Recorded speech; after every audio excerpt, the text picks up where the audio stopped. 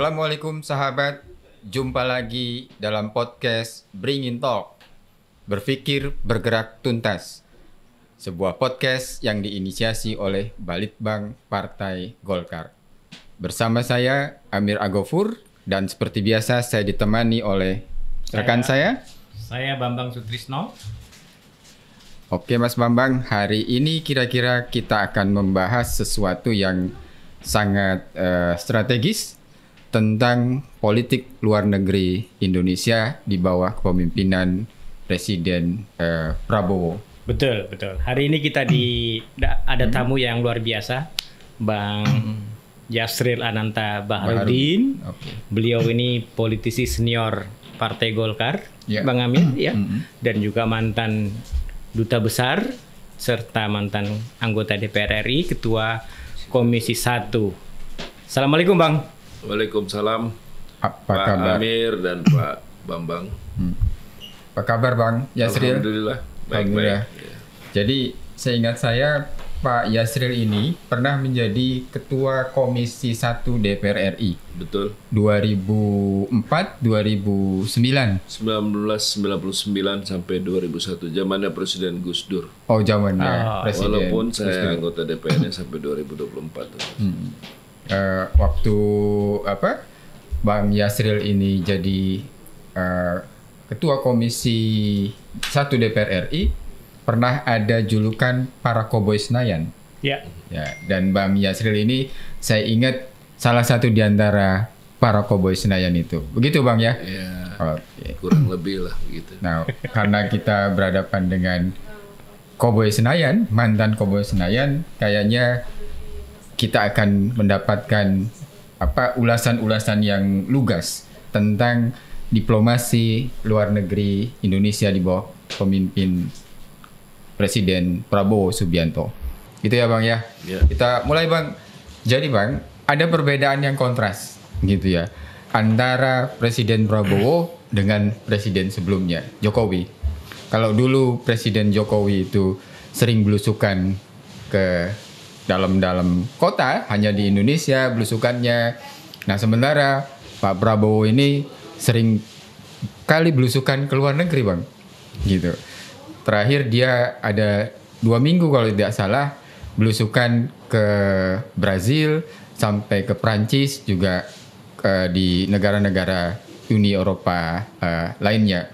Itu kunjungan Presiden Prabowo yang kesekian kalinya. Nah, menurut Abang bagaimana Bang soal diplomasi Indonesia ini di bawah? Kalau diplomasi Indonesia, kalau you mau membandingkan antara Presiden Jokowi dan Presiden Prabowo ya. Presiden Jokowi dulu memang banyak titik beratnya ke dalam negeri seperti yang dikatakan, dan untuk aktif ke luar negeri itu syukur waktu itu kita mempunyai Menteri Luar Negeri yang diplomat juga, ya ini Bu Retno ya waktu itu, dan beliau aktif di luar negeri sehingga banyak event-event penting itu dilakukan di Indonesia atau kita hadir di luar negeri yang kemudian Pak Jokowi ikut hadir. Ya. Nah, sekarang Pak Presiden Prabowo Subianto ini orangnya aktif memang di dalam luar negeri. Jadi kalau kita lihat ya dari luar pengamatan saya, sebenarnya yang Menteri Luar Negeri itu beliau sebenarnya. Ya, sementara Menlo-nya yang sekarang ya seperti sekjennya atau koordinator aja. Menlu Sugiono. Ya. Jadi Abang beranggapan Presiden Prabowo itu ya Menteri Luar Negeri sebenarnya, Juga begitu Bang. merangkap itu, dan itu bagus sekali karena beliau aktif di luar negeri. Jadi memang itu salah satu tugas dan amanat dari konstitusi kita untuk ikut aktif ya di dalam ketertiban dunia, atas dasar perdamaian, atas dasar keadilan sosial dan yang lain-lainnya. Jadi saya kira itu baik langkah yang sudah dilakukan Pak Prabowo ini. Ya, waktu zaman saya juga Presiden Gus Dur juga tidak kalah banyaknya berkunjung. Ada saat kita berkunjung ke sekitar 17 atau 13 negara waktu itu dalam waktu hanya 18 hari. Jadi kita terbang seperti Abu Nawas kemana-mana ya, tapi itu dengan hasil yang cukup baik, sehingga membuat kita bukan hanya terkenal ke luar negeri, tapi orang mengingat kembali peranan Indonesia. Kan Indonesia ini sangat terkenal sebagai pendiri dan pelaksana dari itu konferensi Asia Afrika. Akibat itu membuat beberapa negara menjadi merdeka kan, ya kan, dari semangat yang ada, dan itu sebagai implementasi atau perwujudan dari pembukaan Undang-Undang Dasar 45 di bidang luar negeri. Saya kira itu bagus, jadi nggak masalah, cuman memang harus didasari oleh substansi atau bobot yang kuat ya. Harus Pak Prabowo ini didukung dengan diplomat ulung yang ada di Kementerian Luar Negeri dengan substansi yang kuat, sehingga tidak keluar negeri hanya omon-omon saja. Nah, itu yang saya ingin tanyakan lebih lanjut, Bang. Apakah kemudian seringnya Presiden Prabowo keluar negeri itu sudah menunjukkan hasil yang signifikan untuk kepentingan nasional kita, baik di aspek politik maupun juga aspek ekonomi? Belum maksimal, tapi langkah yang diambil sudah cukup baik. Karena harus diingat juga, memang betul ini yang kadang-kadang banyak tidak diketahui orang, karena politik luar negeri itu diabdikan kepada kepentingan nasional. Jadi kita berunding di luar negeri itu memang untuk dasar kepentingan nasional, bukan hanya pergi berunding di mana-mana, apalagi kita mau didikte ditekan oleh negara-negara asing, walaupun negara-negara adidaya. Itu tidak boleh terjadi, karena kita punya kedaulatan sendiri, punya kepentingan sendiri yang bisa kita menjadi argumentasi ya. Nah, soal gitu. Nah, soal kepentingan nasional itu, apakah kemudian tercermin, Bang, dalam hal langsung saja saya tanyakan negosiasi tarif antara Indonesia dengan Amerika, di mana Trump bilang 19% untuk produk-produk Indonesia. Itu sekali lagi saya katakan belum maksimal ya, karena yang berunding itu mungkin dia mengetahui substansi separuh-separuh ya, tapi tidak secara menyeluruh dan terpadu sebagaimana yang seharusnya Kemlo ketahui melalui para diplomat ulungnya, karena mereka mempunyai catatan dari tahun ke tahun bagaimana posisi setiap negara-negara itu, bukan hanya posisi pada kejadian ini. Kekecewaan rakyat kan jelas dalam perundingan itu, dianggapnya Indonesia itu kan kalah dalam perundingan, karena pada 19% itu kan beberapa bidang lain. Akibat dari 19% itu kan lebih banyak lagi turun ke bawah. Jadi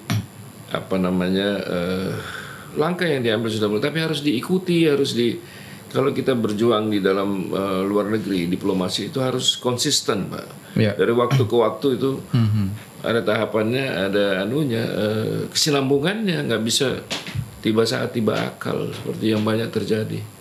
Ya saya maklumi, makanya saya minta di forum ini, marilah kita semua juga, baik pengamat maupun rakyat Indonesia itu lebih mendalami masalah luar negeri, supaya kita tahu dan kita nggak dibohongi oleh luar negeri begitu aja. Kita nggak hanya jadi jago kandang atau seperti katak di dalam tempurung. Karena saya sejak memimpin Komisi 1, saya bilang bahwa orang yang mengerti masalah luar negeri, orang Indonesia ini inward looking, kita belum outward looking. Jadi saya pikir yang ngerti masalah luar negeri baru sekitar 30%, 25% lah. Jadi 70%-nya nggak ngerti, tapi dari tahun ke tahun saya lihat karena medsos ranahnya luas, sudah mulai terbuka, tapi nggak menguasai gitu, nggak mendalami, malas mendalami itu. Pak Prabowo, Abang katakan tadi cukup berhasil dalam membangun diplomasi luar negeri ke berbagai negara-negara strategis. Nah, apakah langkah ini diikuti sama Menteri Luar Negerinya, Bang? Yang kelihatan kayaknya tertinggal atau gimana menurut Abang? Iya. Menteri Luar Negeri kan orang dekat Pak Prabowo, orang kepercayaan, itu salah satu faktor penting juga. Tetapi secara penguasaan substansi mengenai hubungan internasional, saya kira beliau belum maksimal dan harus belajar keras lagi mengenai hal itu, dan memanfaatkan para diplomat-diplomat dari Kementerian Luar Negeri yang memang tugasnya sehari-hari, jiwanya sehari-hari di dalam bidang luar negeri, Jadi harus ada komunikasi, jangan mau jalan sendiri-sendiri. Karena yang tahu bahannya ya mereka itu. Itu yang saya lihat komunikasinya ini belum maksimal. Jadi mungkin banyak pendapat-pendapat dari rekan-rekan di Departemen Luar Negeri itu atau Kementerian Luar Negeri itu belum sepenuhnya karena waktu, mungkin kesibukan Pak Menteri, mungkin ada yang tidak terkomunikasikan. Sehingga mungkin juga tidak terkomunikasikan kepada Presiden, apalagi entah waktu yang terbatas atau takut. Bukankah Menlu sekarang punya 3 wamen, Bang? Apakah itu bukan mendukung diplomasi luar negeri? Harusnya mereka mendukung, tapi apakah itu berdaya gunakan, dimanfaatkan apa tidak, itu kan kita lihat saja. Karena 3 wakilnya nih kasihan tidak pernah keluar, saya lihat kan. Nah, Abang melihat tidak diberdayakan wakil menteri yang... Saya nggak diberdayakan maksimal. Menteri luar negeri. Padahal mereka sebenarnya bisa. Manajemen yang baik kan pendelegasian wewenang ya. Lalu diawasi oleh pemimpinnya. Ya. Nggak selalu harus pemimpinnya yang bekerja, mana ada waktunya. Kasihan Presiden, dia harus memikirkan hal-hal yang lain. Khususnya di dalam negeri yang ya lebih bikin pusing lah. Oke, kalau begitu Abang punya benchmark nggak sih? Menteri luar negeri yang baik itu menurut Abang seperti apa? Ada contoh-contohnya, Bang? Ada contoh-contohnya. Diplomat yang paling ulung itu Pak Ali Alatas. Dan yang paling kuat substansinya itu seperti Pak Profesor Mokhtar Kusumatmaja, Pak Hasim Jalal dulu kan beliau itu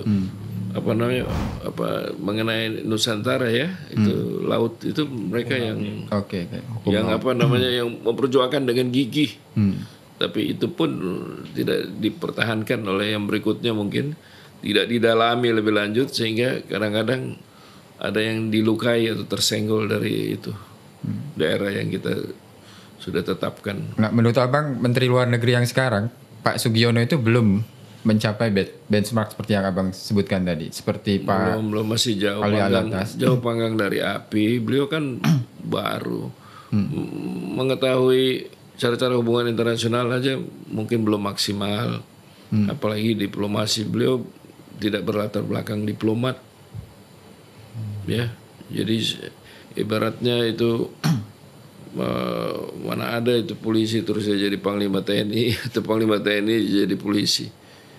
Jadi jabatan-jabatan yang rangkap, yang terselubung gitu, rasanya sekarang harus lebih diluruskan kembali, harus lebih profesional, harus the right man on the right place, sebagaimana yang Pak Prabowo sendiri inginkan.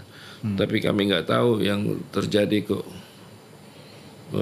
tidak seperti yang dibicarakan. Mungkin ada hambatan atau tangan-tangan dari luar. Jadi sebaiknya menurut Abang, karena sekarang Pak Sugiono itu dipercaya sama Pak Prabowo sebagai sekjen Partai Gerindra, lebih baik diganti, begitu Bang?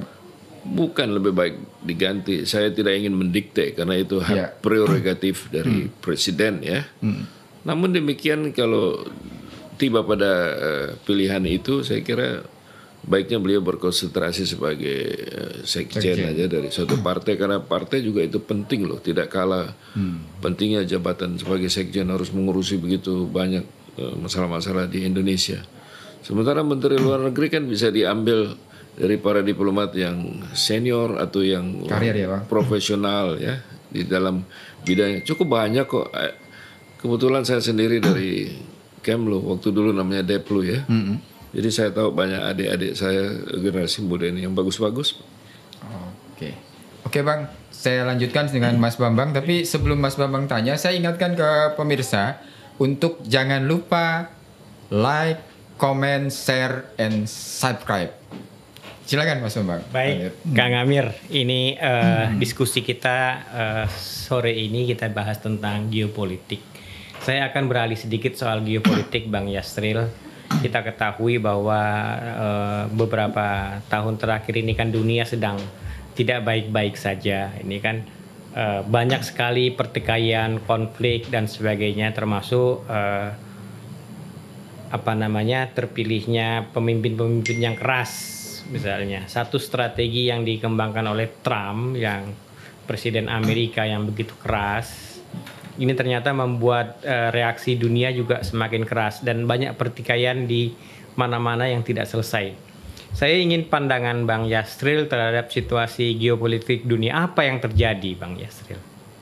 Ya, sekarang sebagaimana yang disampaikan, ya terjadi tarik-menarik atau persaingan yang kuat dari negara-negara adidaya ya.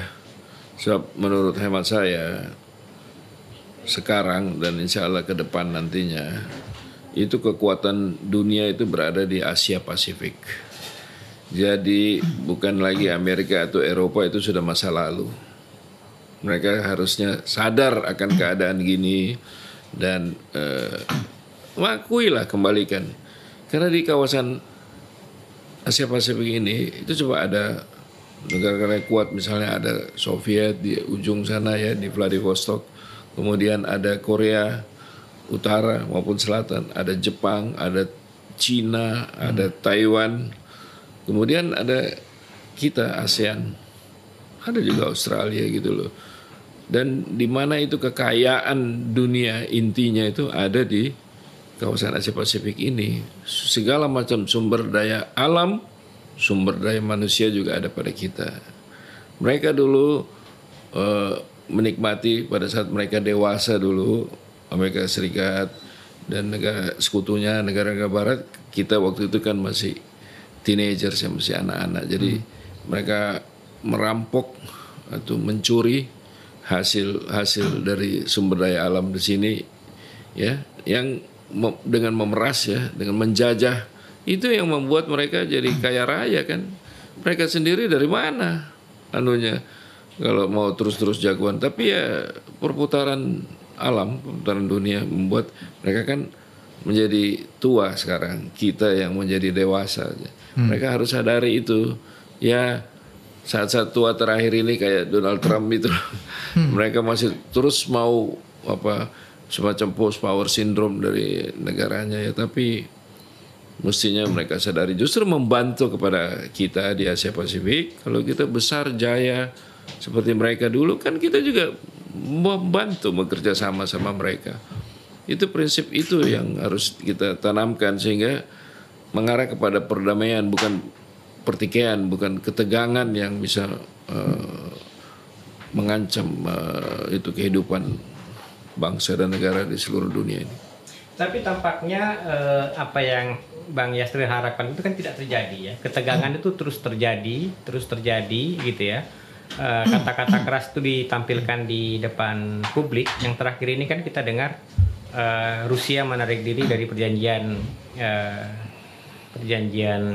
senjata rudal jarak pendek gitu. Itu salah satu menunjukkan jawaban atas agresivitas situasi dunia sekarang ini gitu.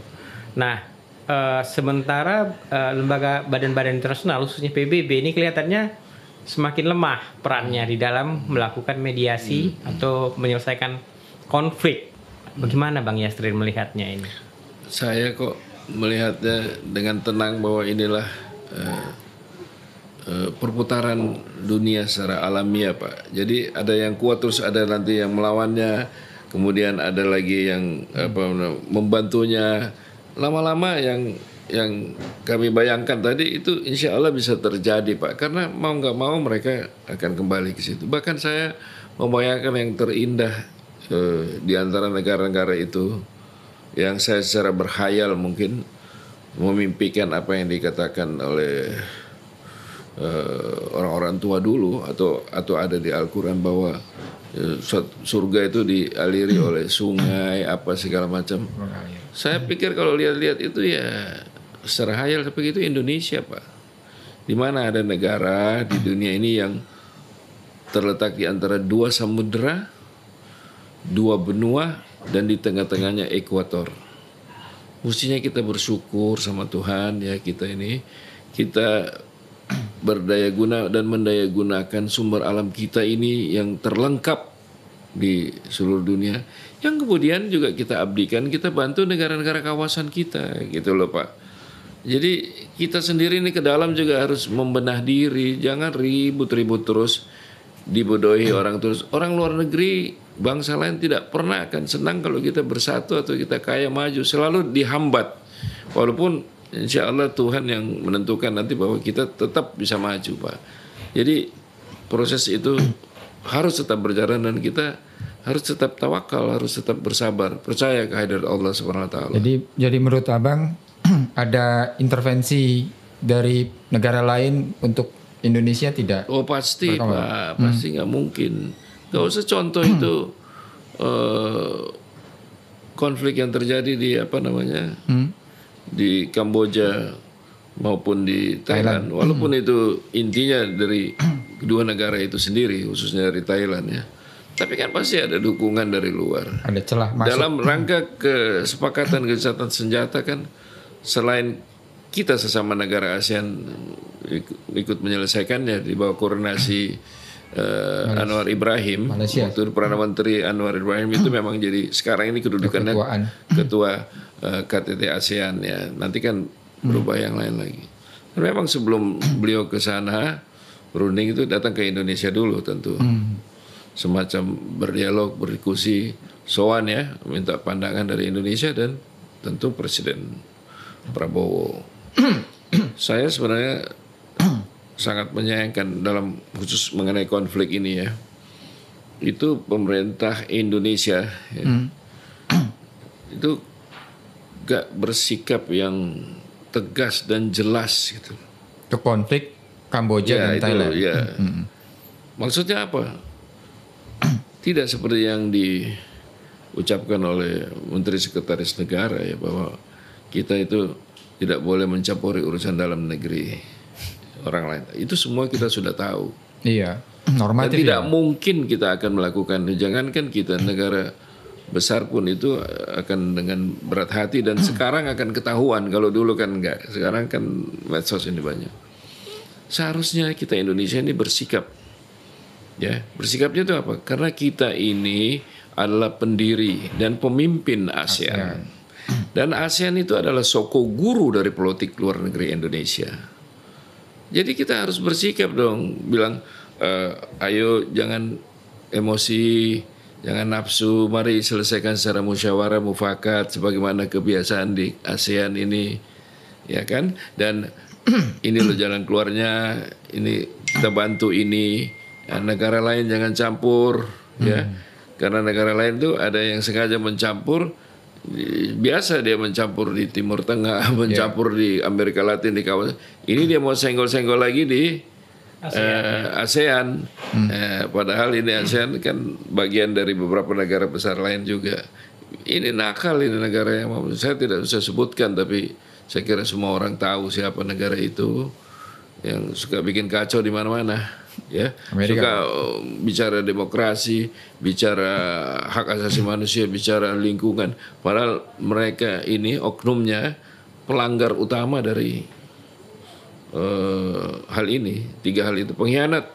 Saya pernah bilang itu waktu suatu saat bicara ada elit di Pentagon sana, waktu itu delegasi kami dipimpin oleh Pak Sudrajat namanya, bekas Dirjen Strathan waktu itu dan mantan duta besar di Cina. Kita ada beberapa orang pengamat internasional, saya dari DPR, kemudian ada Rizal Sukma dan lain sebagainya, itu ada dari NU Muhammadiyah. Kita datang ke sana 7 orang itu. Saya bilang nggak usah ajar Indonesia soal HAM. Kalian baru mengerti HAM, baru nulis di PBB itu tahun 48. Kami tahun 45 sudah ada di dalam konstitusi kami. Yang kedua, jangan bicara-bicara soal demokrasi. You melakukan demokrasi apa? Kita sudah ada demokrasi Pancasila dari awal. Sekarang demokrasi apa ya? Bagaimana hubungannya sama orang itu? Orang hitam dan lain sebagainya. Ya, bagaimana bikin kacau negara lain? Bagaimana you tangkap kepala negara waktu itu Pak Noriega dari negaranya? Apa itu cara-cara demokrasi? Yang ketiga, soal jangan ngomong soal lingkungan hidup. Kamu yang merusak hutan kami, kalian itu, ya, dengan kapital kalian, dengan alat-alat berat kalian. Masa kami yang dituduh salah? Kami mau beli pisau pun untuk potong pohon nggak ada duit, saya bilang gitu. malah kami hanya jadi buruh, ya. Terus uangnya kalian rampok bawa pulang ke negaranya. Kok kita yang bilang merusak lingkungan?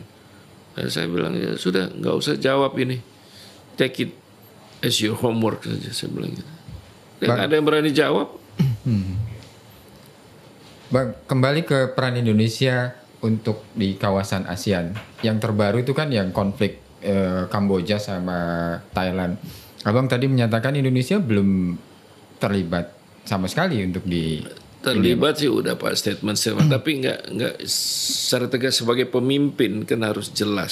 Saya ulangi lagi, kita ini pendiri ASEAN, pemimpin ASEAN, dan ASEAN menjadi sokoguru dari politik luar negeri Republik Indonesia.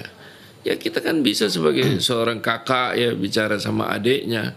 Kita kan negara besar yang dekat sekali sama Kamboja, pemimpinnya dekat sekali sama Thailand. Buktinya kalau kita berperan dari sebelumnya malah lebih bagus. Itu pertikaian juga sebenarnya ada bakal konflik ini di antara antara Thailand sama Malaysia, tapi itu ada di menengahnya. Nah, itu orang Indonesia dalam hal ini ya. Saya harus sebut nama lah, Pak Yusuf Kalla itu dipercaya oleh Pak Anwar Ibrahim, diminta maupun Pak Raja Thailand untuk itu gitu loh. Jadi itu ya walaupun ribut-ribut tapi ya sementara jangan ribut lah dulu lah.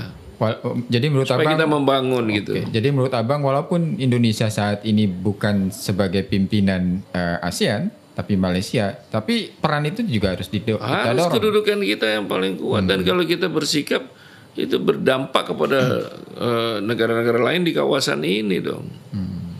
Ya kan, jadi buktinya Pak Anwar Ibrahim aja sebagai Perdana Menteri walaupun dia ketua KTT ASEAN, tapi sebelum berkunjung ke sana untuk berunding dia mampir ke Indonesia dulu untuk sowan, untuk minta pandangan, minta nasihat dari Presiden Prabowo ya. Jadi itu kan bagus itu cara-cara demikian itu Pak. Ada etikanya, ada diplomasinya, ya, dan adat istiadat lah. Gitu. Dan itu yang harus kita ciptakan kepada seluruh negara ASEAN. Oh ini konflik perbatasan, kok bukan konflik negara sesungguhnya, gitu loh. Dan peran Indonesia secara makro untuk ASEAN ini juga belum kelihatan ya Bang ya sejak Prabowo ini ya. Sementara belum karena beliau konsentrasi ke wilayah yang lain ya, seperti di BRICS itu bagus langkah yang sudah diambil itu. Saya kira mendapat pujian banyak orang termasuk negara lain juga ya. Dan aktivitas beliau untuk berkunjung baik secara bilateral maupun secara regional di negara-negara lain seperti ke Saudi, ke ke Brazil dan lain sebagainya. Apa makna penting BRICS menurut Abang bagi Indonesia? Banyak sekali di bidang ekonomi itu menguntungkan kita dan juga itu ikut tadi itu dalam kesetegangan perubahan perekonomian baru ya. Itu kita bisa andal di situ dan itu langkah yang cukup tegas dan cukup berani dari Presiden Prabowo menurut saya, dan itu yang bagus. Indonesia ini kita punya kedaulatan sendiri. Indonesia ini kita merdeka sendiri oleh rakyat sendiri. Bukan seperti negara lain untuk diberi Pak, seperti Malaysia, Singapura, Australia dan lain-lainnya ya. Dan bukan juga oleh penjajah. Kita sendiri. Ini yang paling unik, nggak ada di negara di dunia yang seperti kita. Jadi sebenarnya itu jadi bekal yang kuat untuk kita berdiri tegak, berdikari seperti kata para pendiri Republik kita dulu, Bung Karno dalam hal itu. Jadi keikutsertaan Indonesia dalam menjadi anggota BRICS itu bukan Bang, mencederai konsep politik Indonesia bebas aktif ya Bang ya? Enggak dong, itu kita jadi anggota non-blok kok. Kita juga menjadi anggota OKI, kita KTT, banyak di mana-mana anggota itu ikut aktif menciptakan ketertiban dunia. Itu tidak mengurangi kita sebagai non-blok kok, sama sekali enggak. Dan politik luar negeri Indonesia, ingat sekali lagi, harus didasarkan untuk kepentingan nasional, ya, diabdikan kepentingan. Apa itu kepentingan nasional ya harus jelas. Itu pertahanan, perekonomian, sosial. Pokoknya jangan ada orang luar yang campur-campur kita. Kalau toh kita mau berunding ataupun mau apa, harus setara gitu loh. Ya, kita mau dagang juga kita dagangnya jangan kita jadi di bawahnya juga. Mental kita harus jangan mau dibeli. Susahnya ada beberapa oknum ini kalau dikasih fasilitas, dikasih apa, terus ya tanpa sadar dia menjual bangsanya. Belum lagi yang koruptor itu. Kalau saya pikir koruptor itu kan hanya beberapa orang, ya ditiadakan saja. Dihukum mati maksudnya. Hukum mati atau di Petrus saja nggak ada soal kok. Bang, tadi Buat apa itu untuk kepentingan keselamatan orang banyak? Saya bilang juga waktu bicara di Amerika maupun di Inggris. Daripada kita bela satu orang, dua orang itu terus hancur kita 270 juta, bagaimana Pak? Bang Yasril, tadi kita sudah banyak sekali membahas soal politik luar negeri yang dijalankan oleh pemerintah Han Indonesia hari ini. Nah sekarang saya mau bahas pada aspek sisi lainnya soal pengawasan. Nah menurut Abang bagaimana sikap Komisi 1 dalam mengawasi langkah-langkah pemerintah Indonesia nih Bang? Ya, itu. Karena banyak kader-kader Golkar juga di sana Bang. Iya betul, tapi mereka belum maksimal berperan segala macam. Saya beruntung dulu karena saya lebih dulu bekerja di Deplu ya. Lebih dulu jadi diplomat, baru saya jadi anggota Komisi 1, baru jadi ketua. Jadi saya tahu kurang lebih isi perutnya dari Deplu. Makanya waktu saya memberi kritikan yang sangat tegas dalam rangka justru memperkuat Deplu, tapi diartikan salah seolah-olah saya membuka aib dari Deplu. Nggak bisa dong terus-terus kita mempertahankan kesalahan. Harus kita sebagai pemimpin harus berani apapun risikonya, walaupun mereka banyak yang kurang senang ya, tidak apa-apa. Yang saya kepentingan bangsa dan negara. Ya seperti disiplin soal kehadiran di rapat, waktu itu saya marah, bahkan waktu sekjennya datang dia berbohong menteri luar negerinya sedang luar negeri padahal enggak. Saya ajukan ke Barreskrim untuk dituntut sebagai contempt of parliament. Nggak ada Pak, kita harus luruskan. Termasuk meluruskan juga waktu Depsos sama Departemen Sosial dan Departemen Penerangan dibubarkan. Saya walaupun ketua Komisi 1 itu hanya menyangkut penerangan, tapi saya mengambil inisiatif sebagai anggota DPR, sebagai anggota Golkar untuk menginisiasi terjadinya namanya hak waktu itu Hak bertanya. iya Hak mengajukan pertanyaan. iya waktu itu. Nah kalau sekarang Bukan angket, yang sebelumnya angket itu apa namanya, interpelasi. ya interpelasi. Saya kumpul tanda tangan dari 15 orang sampai mungkin dikira saya orang gila mau melawan negara, tapi itu tujuannya untuk bangsa negara, nggak ada kepentingan. Kalau sekarang kan banyak kepentingan Pak, ya kan? Betul, Mohon maaf, saya pengen kembali teman-teman dari DPR baik yang senior maupun yang junior itu kita terus mempertahankan idealisme dan nasionalisme kita. Kita bangsa besar, ya, yang harus sangat cepat maju. Kita kok ketinggalan sama Cina, ketinggalan sama Kamboja itu begitu maju itu negara. Jadi dengan kata lain Abang ingin mengatakan fungsi pengawasan DPR itu masih belum maksimal. belum maksimal. Saya minta mereka itu untuk bekerja lebih keras dan mendalami itu masalah-masalah luar negeri. Kalau betul-betul boleh mereka kunjungan kerja ya atau studi banding, tapi dia lihat betul-betul kerjanya orang kedutaan itu kayak apa gitu. Jangan hanya jadi kerjanya nggak maksimal lah menurut saya tuh Pak ya. Dan kemudian juga hanya ya mikir itu. Misalnya satu contoh ya, dulu ada kita tuh kan beli mobil di itu ya. Banyak orang diplomatnya dia nggak mau pakai mobilnya supaya dijual harganya tinggi kan. Oh iya. Kalau saya nggak pusing itu dikasih tugas untuk pakai, saya pakai aja. Jadi dia mau bayar kemana-mana, kadang-kadang terpaksa naik bus, ikut teman kan. Ya tapi ya harus dimaklumi karena mereka honornya itu gajinya itu minim, ya. Apalagi di dalam negeri gajinya di stop gitu. Efisiensi. Ya bukan waktu itu, sejak waktu itu. Jadi ya bagaimana ya berharap banyak, dia otaknya nggak penuh di situ karena dia juga memikirkan dapurnya dong. Ya. Kang Amir, Ya, kita ingatkan lagi kepada pemirsa kita untuk jangan lupa subscribe, ya, share dan like podcast ini. ya. Saya lanjut sedikit ke Bang Yasril tentang situasi ancaman yang terjadi khususnya di negara kita. Artinya ini ketegangan terutama di Natuna. Ada ancaman di mana Cina semakin berusaha melakukan dominasi pendudukan di sana. Dan Filipina kelihatannya sudah mendapatkan tekanan banyak dari China, dan juga Vietnam juga banyak mendapatkan tekanan untuk pengelolaan sumber daya yang ada di situ. Nah, sebetulnya kalau lihat dari runutan situasinya, bagaimana posisi Natuna dan bagaimana posisi Laut Natuna tersebut dalam konteks geopolitik dunia dan ini Indonesia, posisi Indonesia, Bang. Pak Bambang, kalau membicara itu sebenarnya luar negeri kan kompleks sekali ya. Ya, Kita betul. perlukan satu sesi podcast bahkan lebih. Tapi secara umum saya ingin katakan bahwa itu tentu wilayah yang sangat diperbutkan karena itu lalu lintas perdagangan ya. Ya. Perdagangan, jadi tentu Cina berkepentingan. Nah, negara lain pun yang besar juga ingin ingin dia tersingkir gitu ya. Sementara perebutan wilayah itu pengakuan oleh Cina itu juga masih harus dikaji kembali karena itu tidak sepenuhnya benar ya. Tidak ada dalam perjanjian apa namanya itu saya lupa, tapi itu tidak ada itu hal-hal yang dituntut oleh Cina itu.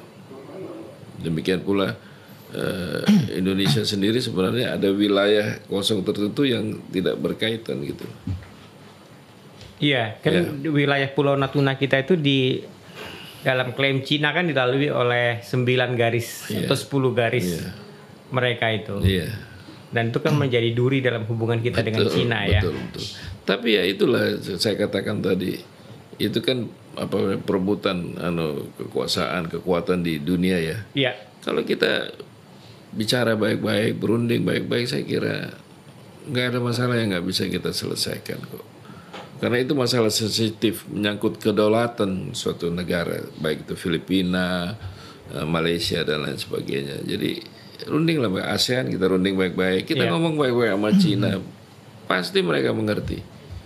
Ya sebagai diplomat saya punya pengalaman banyak karena saya di organisasi internasional ya, jadi sering berunding di forum-forum internasional, itu semua bisa kita bicarakan. Memang ada satu negara yang kadang-kadang ngotot, kita tahulah negara mana yang adik kuasa yang sok tahu, yang selalu mau mendikte dunia atau menjadi polisi dunia ya. Sekarang udah nggak saatnya lagi Pak. Dalam keadaan keterbukaan sekarang ini, komunikasi yang begitu cepat ya, jarum jatuh di sini aja langsung bisa diketahui di Afrika, di Amerika dan lain sebagainya. Dulu kan enggak Pak. Jadi mereka bisa bohong, bisa macam-macam, intervensi di antaranya itu. Ya, dengan teknologi sekarang dunia berubah ketahuan, ya. Pak. Semua. Dunia berubah. Kang Amir silakan. Bang, terakhir Bang, pertanyaan silakan dari saya. 2 pertanyaan terakhir. Yang pertama soal rekrutmen para diplomat, Bang ya. Sekarang kan ada jalur diplomat karir, ada jalur politisi begitu ya. Yang terus juga ada jalur tiba-tiba ada pengusaha yang kemudian jadi diplomat begitu ya. Jadi duta besar maksud saya. Nah itu menurut Abang gimana Bang? Apakah memang harus tetap dipertahankan atau dicari sumber-sumber baru rekrutmennya gitu Bang? Ya. Kalau mengenai diplomat ya itu memang harus dari bawah ya sampai ke atas. Tapi untuk menjadi duta besar, kalau menjadi sampai wakil duta besar itu tentu harus diplomat karier Pak. Iya. Nah, kalau duta besar kan jabatan politis. Nah itu memang mewakili negara, ya bangsa, mewakili presiden, mewakili pribadi presiden juga. Jadi itu kalau duta besar. Cuman ya semestinya tetap prosentasenya itu lebih banyak diplomat dong daripada itu kan. Terkesan itu yang dijadikan duta besar dari unsur lain ya. Iya, unsur lain baik itu TNI, Polri atau pengusaha itu semacam, atau dari guru-guru besar ya, itu kan semacam hadiah ya, atau untuk kepentingan-kepentingan politik saja, bargaining kompromi ya.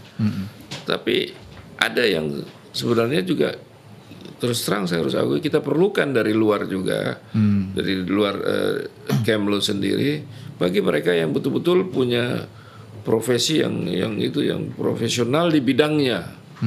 Ya, misalnya negara yang ahli dagang ya, profesor bidang dagang, dia ditempatkan di negara yang kita berdagang, misalnya ke Cina atau kemana gitu, atau ke Amerika yang ada militernya kemana gitu loh. Di negara jangan di sembarang tempat aja begitu, semacam buangan atau hadiah gitu. Jadi harus demikian pula Kemlu memilih diplomatnya harus menempatkan orang-orangnya bukan atas dasar KKN atau apa nepotisme, tapi atau pertemanan ya, tapi atau angkatan ya. Tapi harus dia lihat di mana posisinya. Walaupun lebih muda nggak apa-apa. Dan saya sejak reformasi yang nyawanya kan hanya 2, adalah kita anti KKN, menghapuskan, dan itu yang harus diamandemen. Yang kedua adalah pembatasan periodisasi dari presiden kan, menjadi hanya 2. Nah, banyak orang yang masih keterlanjuran dalam bidang-bidang lain, jabatan lain kan. Saya waktu itu untuk duta besar saya bersikukuh waktu itu, sampai bersitegang sama teman-teman dari Deplu waktu itu, termasuk Menteri Luar Negerinya, bahwa kalau orang sudah duta besar 2 kali sudah cukup lah. Kan kita harus kaderisasi, dan rakyat Indonesia kan banyak. Ya kenapa kita nggak beri kesempatan yang lain, apalagi yang lebih ahli di bidangnya ya. Betul. Jadi cukup duta besar 1 kali saja. Kalau 2 kali itu sudah luar biasa, ada pertimbangan khusus. Kalau 3 kali nggak usah lah, diharamkan aja. Buat apa? Seperti nggak ada orang lain lagi. Karena saya awalnya memperjuangkan kaderisasi Pak, menuntut generasi muda di seluruh bangsa ini di posisi apapun, wabil khusus di Deplu, untuk diberi kesempatan selalu ke generasi muda. Pemimpin kita yang dulu dan seluruh dunia yang hebat-hebat kan pemuda Pak. Betul. Ya. Tapi bukan berarti yang tua tidak boleh. Pengalamannya juga sangat kita butuhkan. Jadi bagaimana kita memilih Pak, sekali lagi the right man on the right place. Itu saja. Mudah-mudahan kita ke depan politik luar negeri kita akan lebih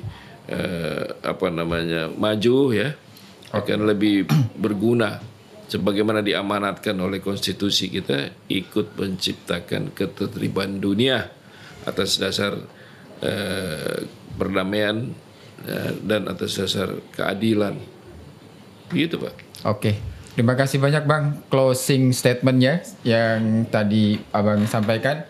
Pemirsa podcast Bringin Talks, demikian perbincangan kami dengan Bang Yasril Ananta Baharudin, politisi senior Golkar dan sekarang masih aktif di Balitbang Partai Golkar sebagai Dewan Pengarah. Semoga perbincangan kami bisa bermanfaat terkait kebijakan luar negeri pemerintah Indonesia di bawah Presiden Prabowo Subianto. Terima kasih, sampai jumpa di lain kesempatan.